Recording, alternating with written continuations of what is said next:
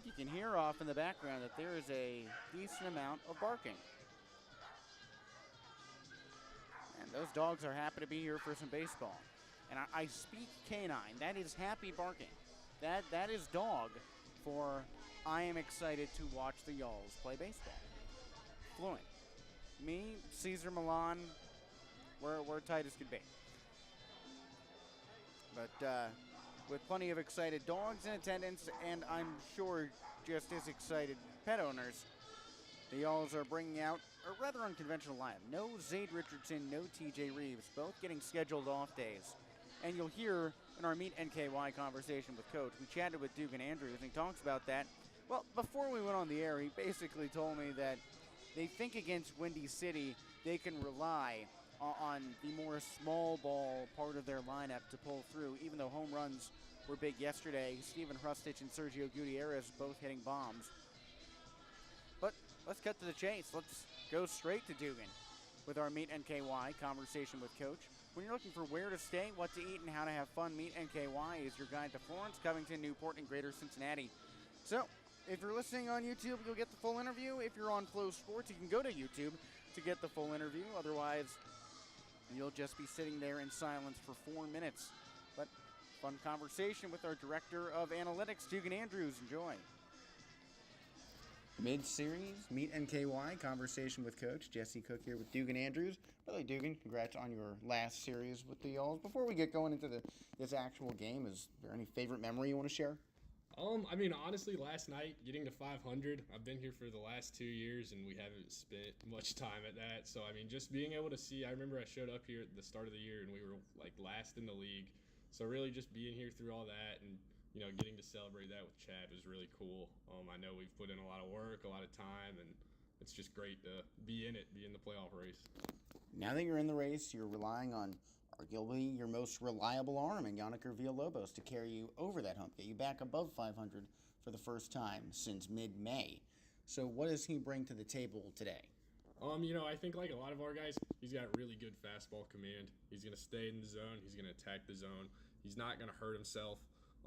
He might not strike out a lot of guys, but it's a lot of ground balls and a lot of early outs. I think against a lineup like Windy City, that really plays in our favor. Just durability and, the confidence that your pitcher's going to go out there and attack and throw strikes. Do these guys ride off the success of the other starters who go before them? Like yesterday having Hunter Mink and Matt Fernandez combined for those great innings, will that feed into Yannicker? I think it might. I don't know if it's necessarily that, and the only reason I would say that is because I think, as a team, it obviously helps when you're hot and all that, but I think the big thing, too, is, everyone, has the same goal. They all want to go win, and, if it's everyone's having success, I think you could say they're riding off it, and, if we didn't have success, I think someone was going to try to pick up their teammates. So, I think a little bit of yes and no at the same time. Now shifting gears to the offense, two guys who routinely pick each other up. They go over tape on the bus. TJ Reeves and Zaid Richardson. But today, both of them out of the lineup with rest days. So how does the rest of the team adjust? I think, you look at that, those are obviously two major pieces of our lineup. Those are two of our, biggest power bats. I think today, when you give them both a day off, I think the big thing is, we have Thomas Jones in there and Blazo Sabin. I think both of those guys are really good defenders, but they also have a lot of speed on the base paths. So, I think it's kind of nice when you have as much depth as we do where, you're going to have that power come from somewhere else, even if you have to, sit those guys down. But, just give them a day off. It's a grind, and, those guys are in there every day. So just get them off their feet and, keep them fresh. And I know I think of those two as really the two strongest power hitters on the team. Yesterday, the Yalls had that 5-run inning where TJ doesn't really do anything. Zaid doesn't even bat there. So what did you notice during that stretch of 5 straight hits to lead off from the other guys? I think, their guy last night was a really good pitcher. He was going to that fastball up and in a lot. And, it worked. Not a lot of guys can execute it, but we're a good lineup. And I think that, 5th inning, you started to see us make some adjustments. The first time through in the first innings, we were kind of getting jammed, popping some stuff up. And, it was nice to see Rusty and, Sergio make the adjustment, know what was coming, what to expect, and, make good contact, to say the least. But I think that was the big thing that inning. And it leads to another win, like you said, getting us to 500. Now, I see at the edge of your desk is a baseball, a game ball, scrawled with the signatures of everyone on the team. How cool of a memento is that to take into the off season? It's awesome. You know, you spend a lot of time with these guys. There's a lot of good memories, so it's just fun to have something like that. You know, I've gotten pretty close with pretty much everyone who signed that ball, so, you know, it's nice to have something to remember the year by. You know, obviously there's a lot more than just that, but it's awesome. All right, well, Dugan, thank you so much, and good luck today. Thank you. Big thank you to Dugan for talking today. Probably the last time we'll get him in a conversation with Coach because he is headed off back to college. So we wish him the best of luck at West Virginia. Although I am a Syracuse man, so ACC rival, maybe I can only wish him, half the best of luck there because I would like him to lose a fair amount, at least in football. Syracuse doesn't have a baseball team, so I can root for him when he's actually a part of the program. I don't have any Syracuse baseball team. Club. Oh, wow. Well, if you're just tuning in, Jesse Cook with you next to Rory Tettemer on our 50 West Brewing pregame show. And this is an interesting game for the Gulls. No Chad Rhodes. Had to fly home for a personal problem. And so the Gulls are without their manager. Pitching coach Carl Craigie is in his place. Also, Zade Richardson and TJ Reeves have both been given scheduled off days today. It's the first time that the Gulls are playing without either of them all year. So they're going up against Rudy Gomez, who brings in a 479 earned run average across 8 starts with 52 strikeouts over 47 innings. Rory, aside from the obvious of no Zade, no TJ, no Chad, is there anything else that sticks out to you? Yeah, no, I mean, I was just down there. It seems like there's a lot of fun to be had, honestly. It's a different crew. Obviously, it's kind of just makeshift right now. I know that Dave Halbrin will be the third base coach down there, as well as we'll have a first base coach. I think Langston Ginder will be down the first base line. So just with, those types of moves, the dugout's going to have all that energy just from seeing those guys out there. And hopefully, it can bring some fire to the offense, which is, doesn't need much motivation to be the top-tier offense in the Frontier League. I just think those types of moves, obviously, prayers out to Chad Rhodes and his family, but those types of moves, I think there will be a good energy with the team, and hopefully they don't miss much from their field manager there. I was speaking to Craig Massey as well. Him and Carl Craigie will kind of be, just tag teaming it with Craigie, who's obviously going to be on the actual bench in the dugout while Massey's over at first base. Will be making the main moves as, the interim field manager there. He's still the pitching coordinator, but still the interim field manager in a way. I'm very excited to see how it goes. And like I said, I think it's going to be a fun-filled night out there, especially just whenever you get your director of player procurement out there coaching third.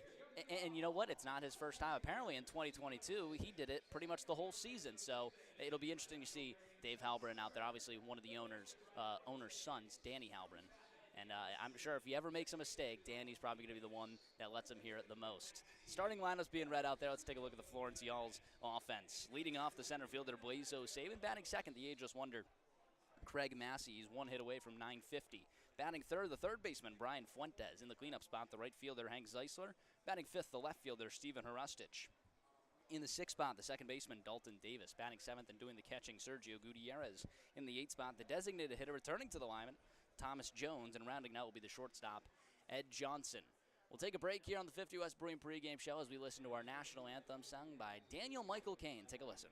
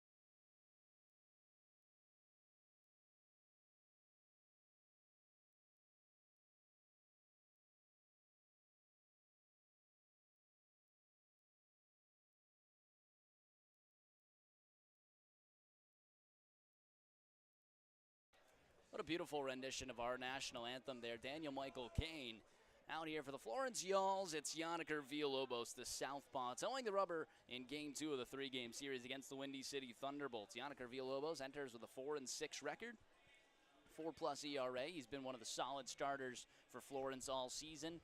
They labeled him as that inning eater, which I honestly hate the description there, because I think he's a lot much better than an inning eater. Is someone I would describe as just a guy out there that you want to throw, and you never know what you're going to get. But I think Villalobos has given a lot more consistency than just an inning eater, especially because he has the most innings pitched, he has the most strikeouts as well. But, I mean, he does. He eats up a lot of innings. He has gone 6 innings or more in each of his last 4 starts. So, well, it's maybe not the term I would use either. It's not wrong, but there's a better term for it, which is rightfully more flattering. To me, the inning eater in like Major League Baseball right now is like Dane Dunning. And I don't think he's a top guy. I think Yannicker Villalobos, right up there for one of the top pitchers for Florence. Let's take a look at the Windy City lineup they send out. As always, the leadoff hitter, center field, Cam Feltz. Batting 2, the left fielder, Robert Jacob. In the 3 spot, the shortstop, Henry Kuziak. In the cleanup, the right fielder, Brendan Dorrighi. Batting 5th, the third baseman, Emmanuel Sanchez. Batting 6th, the designated hitter, returning to the lineup, Christian Kazemka. In the 7th spot, the second baseman, Reed Chumley. Batting 8th, moving up 1 spot, the first baseman, Joe Johnson. Rounding out, doing the catching, Ronnie Allen Jr. First pitch from the windup, in there for a strike, 6:41, right on schedule here on a beautiful Wednesday night. Couple clouds in Skype, mainly blue skies. 0-1 misses downstairs on an off-speed from Yannicker Villalobos. Yalls at 500 for the first time since May 21st. Looking to get above 500 for the first time since May 17th. That one's skied out towards right field. Zeisler working towards the line, runs out of room and ends up on the berm. Lucky souvenir for a toddler over there. Looks like he might be wearing baseball pants. I think he's in full jersey. As he should be. But, any baseball that goes into the crowd here is in danger of becoming a chew toy. That's true. Bark in the park night. That is most definitely true. Couple of good boys out in the crowd. Here comes the 1-2 pitch. Misses upstairs, 2-2. We didn't have our normal pregame talk, but there are some big boys out there as well. Look down the first base line. There's a Great Dane. That one's fouled away. I mean, just an absolutely massive dog. It's almost like a horse. And then there's this other, I think a bull mastiff and just a giant Siberian Husky Golden Retriever mix. It's pretty amazing, the dogs we have here. Something you would see out of like Sandlot. And of course, a corgi. There he is. Oh, there he is. wow, that's a great job. Dane. Beautiful job, because I pointed that dog out. That's a great job from the production crew. Big swing and a miss from Yannicker Villalobos. Maybe the best job all the way around. Strikes out Cam Feltz. 1 away here in the top half of the first inning. Now, I did make sure to tell our director today, Garrett, there's a corgi in the crowd. I'm just going to need a camera constantly on that fellow. Give up a grand slam, just go to the corgi instead. That one's fouled away, straight back. Let's take a look at the defense for Florence. Now in left field, Steven Arustich. In center field, it's Blazo Sabin. Over in right, Hank Zeisler. You just saw him running towards the line. There comes the 0-1 pitch from the windup. That one's fouled away again, 0-2. In the infield, at the hot corner, Brian Fuentes. Over at shortstop, returning to the field is Ed Johnson. Over at second again, Dalton Davis. The ageless wonder over at first, Craig Massey. And behind the dish, Sergio Gutierrez. Yalls in their cream jerseys with red flow caps. 0-2 pitch, skied out towards shallow center field. Blazo Sabin moves towards his left, comes in a little bit, makes the grab. There's 2 away. That'll bring up the right-hander, Henry Kuziak. Yannicker Villalobos has had some of his best starts against Windy City. His last one, June 20th, 6 innings pitched, 4 hits, 2 runs, 1 walk, and 12 strikeouts. A season high for any Florence pitcher, 12 strikeouts in just 1 inning. That one skied out towards center field, well hit, sends Blazo Sabin to the backtrack wall. It bounces off the bottom of the fence. Kuziak shuffles in towards second. 2-out double for Kuziak. Wow. I would say the Y'alls are lucky to get that one back. That is the deepest part of the yard. Yeah. I honestly didn't even see it off the bat. I was looking at Villalobos' stat line, and then I see Blazo Saban trending back. Brings up the lefty, Brennan Dorigi.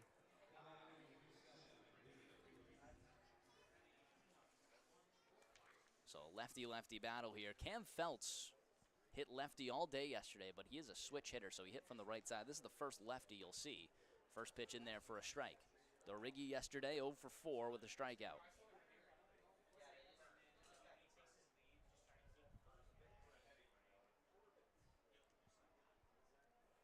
Two-way runner on second, 0-1. Off speed in there for a strike. Yannick Villalobos comes at you with a four-seam and two-seam fastball, a slider, and a change. I still think that he throws a curveball as well because that slider, it's got some loop to it. Sent out towards left field, well hit down the line. It's going to get past Hrustic and go all the way to the wall. That'll bring in a run on his way to second. Brennan Dorigi, back-to-back doubles. 1-0 Bolts lead.